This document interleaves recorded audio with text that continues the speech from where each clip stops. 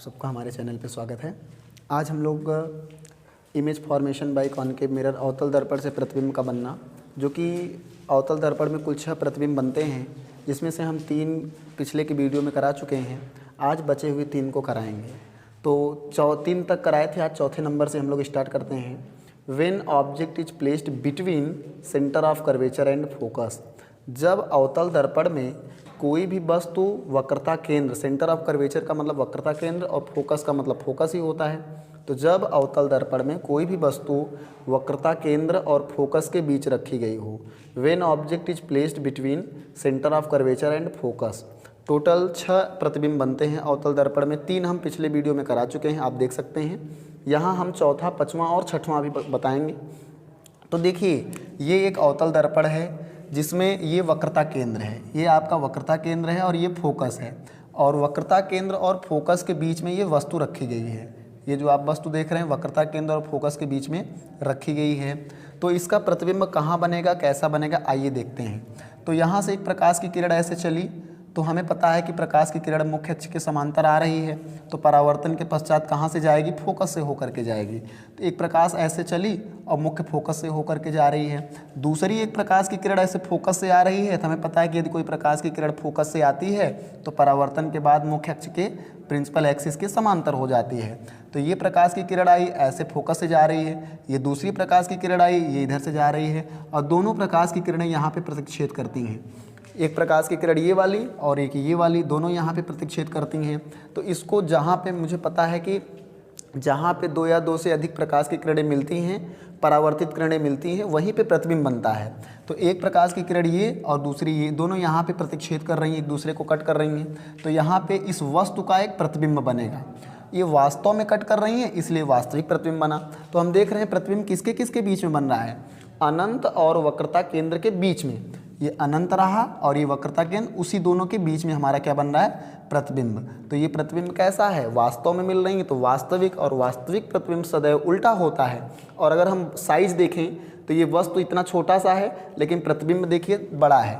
इस वस्तु की तुलना में वस्तु इतनी बड़ी है और प्रतिबिंब कहीं ज़्यादा बड़ा है।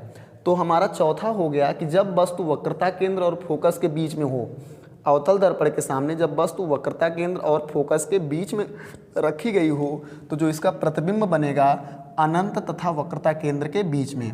प्रतिबिंब कहाँ बनेगा, अनंत तथा वक्रता केंद्र के बीच में। यह प्रतिबिंब जो है वास्तविक, रियल इन्वर्टेड, वास्तविक उल्टा और बड़ा आकार का, मैग्नीफाइड, बड़े को हम कहते हैं मैग्नीफाइड।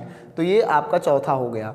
वस्तु वक्रता केंद्र और फोकस के बीच में रखी गई, प्रतिबिंब बना अनंत और वक्रता केंद्र के बीच में, रियल इन्वर्टेड, वास्तविक उल्टा तथा वस्तु से बड़ा। तो ये 4 केस हो गया, चौथा प्रतिबिंब हो गया।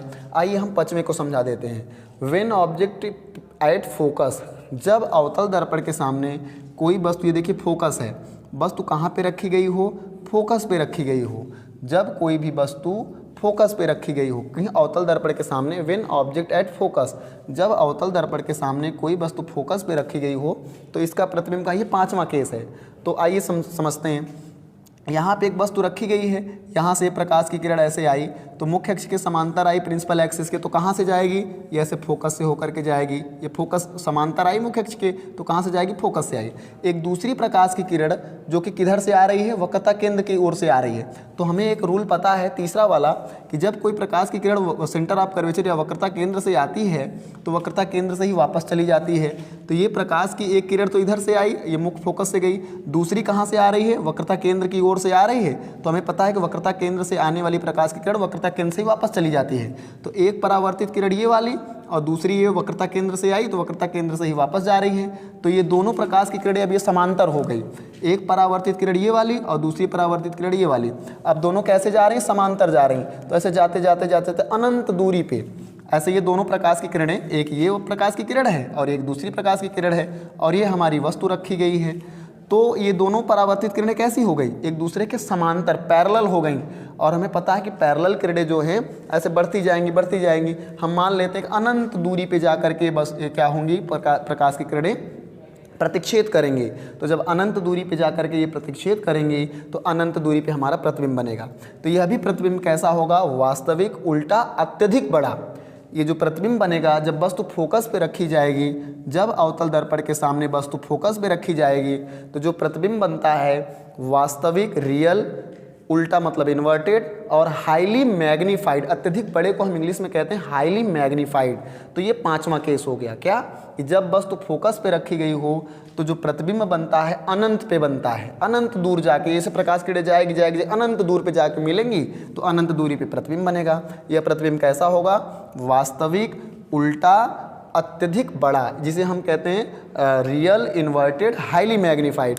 अब इसमें 6 प्रतिबिंब टोटल बनने थे तो 5 मैंने बना दिया। अब एक प्रतिबिंब बचता है, उसको हम समझा देते हैं। छठवां क्या है कि जब वस्तु फोकस और पोल के बीच में हो, when object between focus and pole, मतलब फोकस और ध्रुव के बीच में जब वस्तु हो। छठवां केस है, ये आखिरी प्रतिबिंब है। तो यहाँ पे हम थोड़ा डायग्राम बना के समझाने का प्रयास करते हैं कि जब वस्तु, ये कोई अवतल दर्पण है, ये मान लीजिए कोई फोकस है और हमारा ये क्या है, पोल है। ये फोकस हो गया और ये ध्रुव है, मतलब फोकस और ध्रुव के बीच में मान लीजिए कोई वस्तु रखी गई है। तो यहाँ पे ये वस्तु रखी गई है। एक प्रकाश की किरण मान लीजिए ऐसे समांतर आती है, एक प्रकाश की किरण ऐसे समांतर आती है तो हमें पता है कि समांतर आएगी तो कहाँ से जाएगी, फोकस से होकर के जाएगी। दूसरी कोई प्रकाश की किरण हम मान लेते हैं वक्रता केंद्र से आ रही है, दूसरी कोई प्रकाश की किरण हमारी वक्रता केंद्र से आ रही है। तो हमें पता है कि वक्रता केंद्र से जो प्रकाश की किरण, ये मान लीजिए वक्रता केंद्र है, ये आपका वक्रता केंद्र है, ये फोकस है और वस्तु कहाँ रखी गई है, वक्रता फोकस और वस्तु जो हमारी रखी गई है फोकस और पोल के बीच में ये वस्तु रखी गई है। तो मैंने बताया एक प्रकाश की किरण ऐसे आती है समांतर मुख्य अक्ष के, तो कहाँ से जाएगी, ये फोकस से जाएगी, ऐसे जाएगी। दूसरी प्रकाश की किरण किधर से आ रही है, वक्रता केंद्र की ओर से आ रही है। तो हमें क्या पता है कि वक्रता केंद्र से जो प्रकाश की किरण आती है वो परावर्तन के पश्चात वक्रता केंद्र से ही गुजर के चली जाती है। तो हम देख रहे हैं कि ये दोनों प्रकाश की किरणें दूर होती चली जा रही हैं, ये ऐसे दोनों फैलते चली जा रही हैं, तो ये तो कहीं मिलेंगी नहीं। लेकिन इन प्रकाश की किरणों को द्वारा हम पीछे ऐसे बढ़ाएंगे, इन प्रकाश की किरणों को पीछे बढ़ाएंगे तो हमें देखिए यहाँ पीछे मिलती हुई नज़र आ रही हैं। हम इन प्रकाश की किरणों को ऐसे पीछे बढ़ाएंगे डॉट डॉट करके तो हमें लगेगा कि ये प्रकाश की किरणें पीछे जा करके मिल रही हैं। ये वास्तव में नहीं मिल रही हैं, पीछे मिलती हुई प्रतीत हो रही हैं। तो यहाँ पे मिलती हुई प्रतीत हो रही हैं तो यहाँ पे क्या बनेगा, ये प्रतिबिंब बनेगा। तो अवतल दर्पण के सामने जब कोई वस्तु ध्रुव तथा फोकस के बीच में रखी जाती है तो इसका आभासी प्रतिबिंब बनता है, जिसे हम कहते हैं वर्चुअल इमेज। आभासी क्यों बना, क्योंकि ये प्रकाश की किरणें वास्तव में नहीं मिल रही हैं, मिलती हुई आभास हो रही हैं। देखो इसको पीछे बढ़ाए तो यहाँ मिल रही हैं, इसको पीछे बढ़ाए तो ऐसा लग रहा है कि जा करके पीछे यहाँ पे मिल रही, जबकि वास्तव में नहीं मिल रही हैं। जब वास्तव में प्रकाश की किरणें मिलती हैं तो वास्तविक प्रतिबिंब बनता है, और जब मिलती हुई प्रतीत हों, अपीयर टू इंटरसेक्ट, तो ये आभासी प्रतिबिंब बनता है।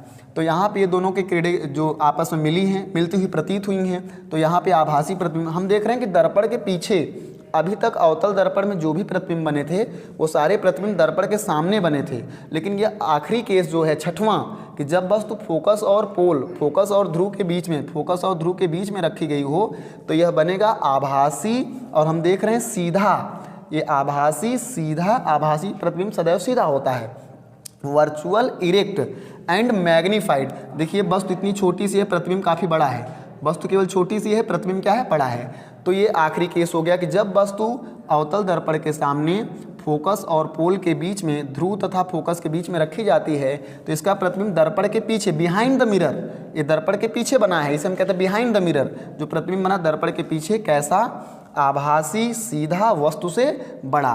तो ये हमारा छठवां केस हो गया। तो इस प्रकार से हम लोग पिछले वीडियो में 3 प्रतिबिंब बताए थे, अवतल दर्पण से बनने वाले 3 प्रतिबिंब हम कराए थे। आज हमने चौथा, पांचवां और छठवां कराया। तो ये रे डायग्राम आपके ये बोर्ड एग्जाम के लिए काफ़ी इंपॉर्टेंट है। ये जो 6 प्रतिबिंब मैंने बनाया है, ये बोर्ड एग्जाम में बहुत बार इसका किरण आरेख पूछता है कि जब वस्तु इसके बीच में है तो प्रतिबिंब कहाँ बनेगा, वस्तु वक्रता केंद्र पे है तो प्रतिबिंब कहाँ बनेगा। आप लोग इसको एक बार ज़रूर से देखिएगा, ये बोर्ड एग्जाम के लिए काफ़ी महत्वपूर्ण है। तो ये 6 केस मैंने बना दिया। अब हमें पढ़ना है उत्तल दर्पण से प्रतिबिंब का बनना। अवतल दर्पण से 6 प्रतिबिंब हो गए, उत्तल दर्पण से प्रतिबिंब का बनना सीखना है। तो उत्तल दर्पण से प्रतिबिंब का बनना हम अगले वीडियो में करेंगे। आज के लिए हम इतना ही रखते हैं। बहुत बहुत धन्यवाद।